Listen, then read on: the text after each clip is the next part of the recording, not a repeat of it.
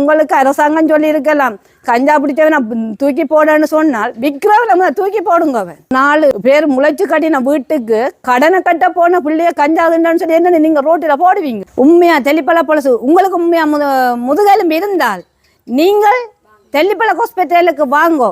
நீங்கள் போத வசதி நீங்கள் பாவிக்கலை என்று உறுதிப்படுத்தினால் நாங்கள் அதுக்கு பிறகு எங்கட பிள்ளையால உங்களோட கையில தாரோம். இதுக்கு நீங்க முதுகெலும்பு இருந்தால் நீங்க தெல்லிப்பள போலீஸ்ல இருக்கிறார்கள் எல்லாரும் நீங்க இந்த சவாலுக்கு முதல் வாங்க.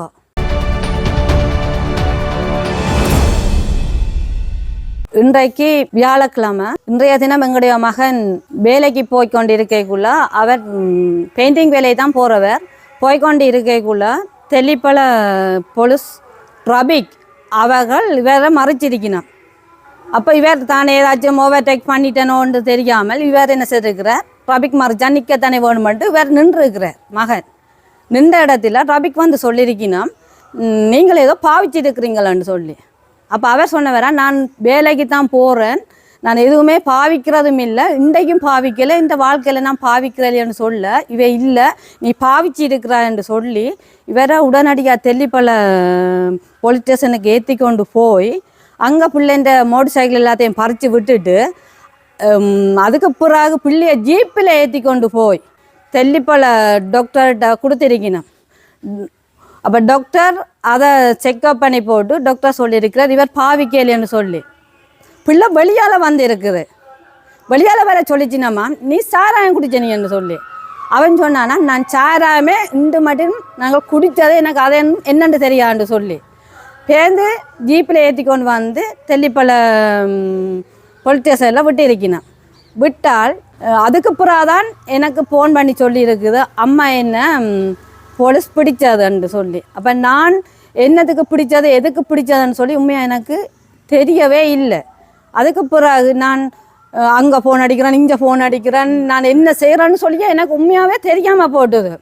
சரி நான் 3ஆம் தடவை ஃபோன் எடுக்க புள்ள ஃபோன் ஆன்சர் இல்லை. 12:30 இருக்கும்.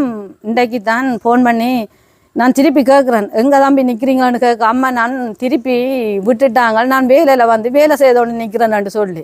என்னத்துக்கு நான் இந்த கதை உங்களுக்குன்னு சொல்கிறேன்னு சொன்னால் உண்மையாகவே இலங்கையில் இருக்கிற ரபிக்கோ சரி எந்த போலீஸோ சரி உண்மையான சட்டத்துக்கு மாறாகத்தான் இந்த செயல்பாடுகள் நடக்குது.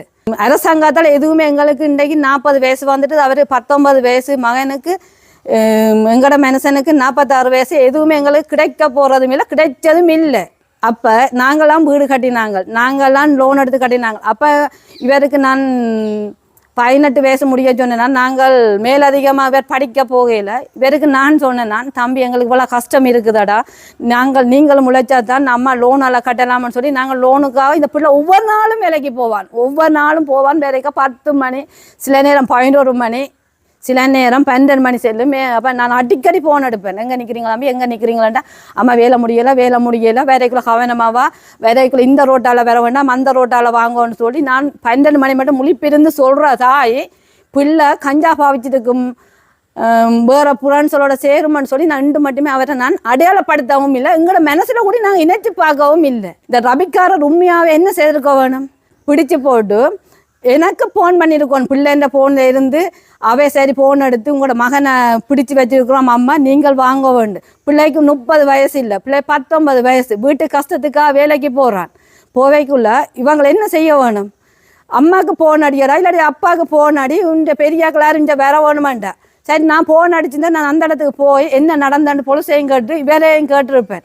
கேட்டிருந்தேன் அந்த போலீஸ்காரர் பிள்ளை பாவிச்சிருக்கேன்னு சொன்னால் நான் பிள்ளை அந்த நிலப்பாட்டாங்க சொல்லியிருப்பேன். பிள்ளை நித்தியார ஒளிம்பினாதான் என்னோட தேத்தனி வாங்கி குடித்தாது, பான் சாப்பிட்டவர் இன்றைக்கு பானும் டீயும் தான் குடித்தவர், அதை எல்லாத்தையும் குடிச்சு போட்டு இவர் போய் கொண்டு இருக்கக்குள்ள நீங்கள் பிடிச்சால் அந்த பிள்ளைக்கு எங்கே கஞ்சா கிடந்தது? உங்களுக்கு அரசாங்கம் சொல்லி இருக்கலாம் கஞ்சா பிடிச்சவன் தூக்கி போடன்னு சொன்னால் விற்கிறவன் தூக்கி போடுங்க. அவன் விற்கிறவன் எங்கே இருக்கிறான்?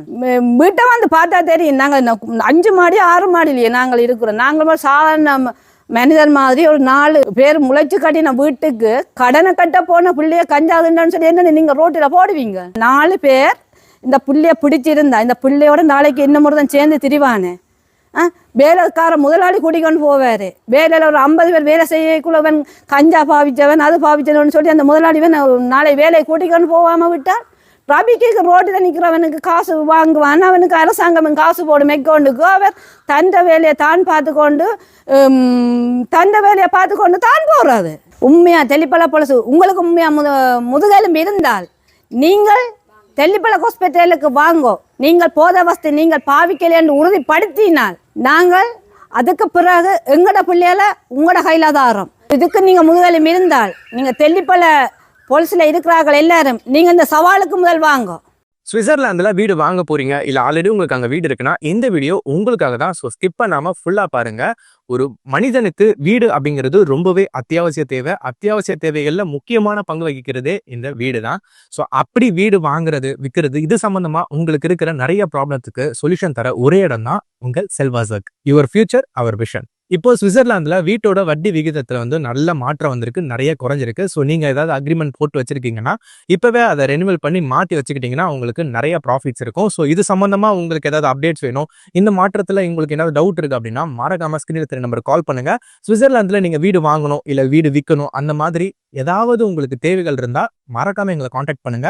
உங்களோட எல்லா தேவைகளையும் உங்க ஃபேமிலியில ஒரு மெம்பரா இருந்து நாங்க பார்த்து பண்ணி கொடுப்போம். இது உங்கள் செல்வாசக். இச்செய்திகளுக்கு பிரதான அனுசரணை செல்வாசோக் இமோபிலியன், சுவிஸ் நாட்டில் முன்னணி நிறுவனம். தொடர்புகளுக்கு 0795146428. வீடு வாங்க, வீடு கட்ட, வீடு திருத்த மற்றும் வீட்டுக்கடன். Your future our vision.